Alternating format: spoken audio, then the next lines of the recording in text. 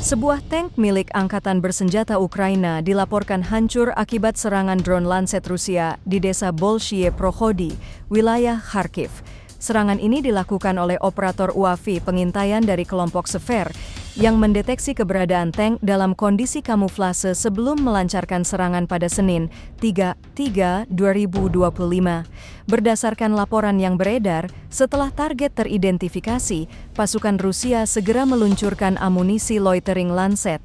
Serangan tersebut berhasil mengenai sasaran dengan presisi tinggi, menyebabkan tank terbakar dan mengalami beberapa kali ledakan. Militer Rusia mengklaim bahwa penghancuran tank ini merupakan bagian dari strategi mereka untuk menekan pergerakan militer Ukraina di wilayah perbatasan. Serangan ini diklaim sebagai upaya untuk menghambat operasi tempur Ukraina serta mengurangi ancaman dari kendaraan lapis baja di garis depan.